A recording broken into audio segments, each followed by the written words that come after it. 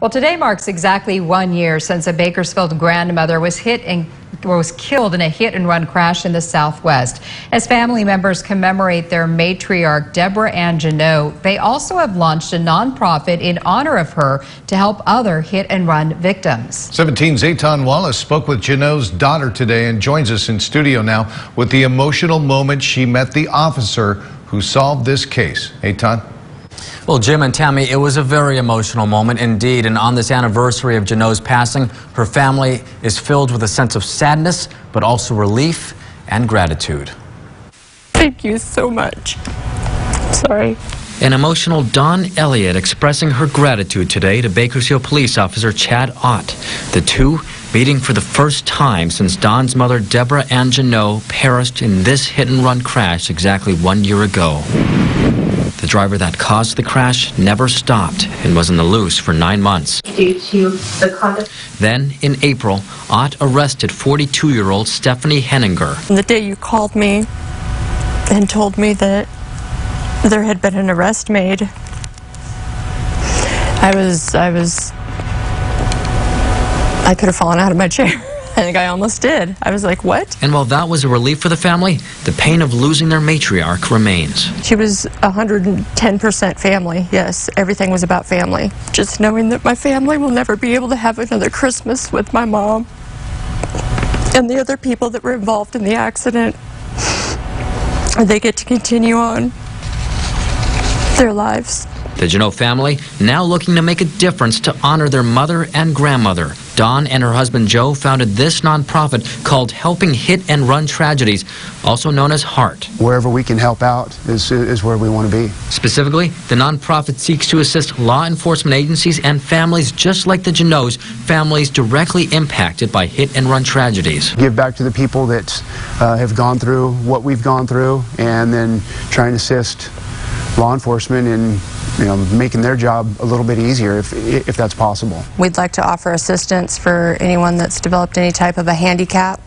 by helping out with home remodels or vehicle modifications, and also if any children that have lost a parent due to a hit and run, we would like to offer scholarships to those kids. I will be able to continue doing things in memory of my mom. Therefore, I feel like my mom's still with me. She's helping me. I think that's really neat that I get to, in a sense, work with my mom for the rest of my life. Now, if you'd like to make a donation to the nonprofit, simply go to helpinghart.org, or you can email HART, heart is spelled like H-A-R-T, at helpinghart.org. Meantime, 17's Robert Price spoke with Officer Ott about what it took to solve this case through 9 months of frustration and dedication. The job of a police officer is pretty exciting if you base your assumptions on TV crime dramas, scaling fences, rolling over the hoods of cars. But that's not how it was with the investigation into the horrific wreck that killed Deborah Ann Geneau of Bakersfield exactly 1 year ago. The police work on that hit-and-run case was short on athleticism and long on database crunching. In fact, says Officer Chad Ott of the Bakersfield Police Department, the 9-month investigation was at times downright tedious. Ott, an 8-year veteran motorcycle cop, and his partner, Officer Adam Clayton, pieced together images from at least 6 different stationary video cameras, enough to determine that the vehicle they sought was a late-model gray Nissan Sentra. Next stop, DMV, and the realization, not unexpected, that there are literally thousands of gray Nissan Sentras in California and hundreds in Bakersfield. It's overwhelming. You got to imagine there's hundreds of thousands of gray Nissan Sentras out on the road. Witnesses at the scene of the wreck weren't especially helpful, and the images not sufficiently telling. Finally, Officer Ott had to tell the victim's daughter he'd hit a dead end. You exhaust all your leads. There's a point where sometimes you run out of information to go on, and there's nothing else you can look into, and that's the point we got to. But then this. Was that a decal on the driver's side windshield?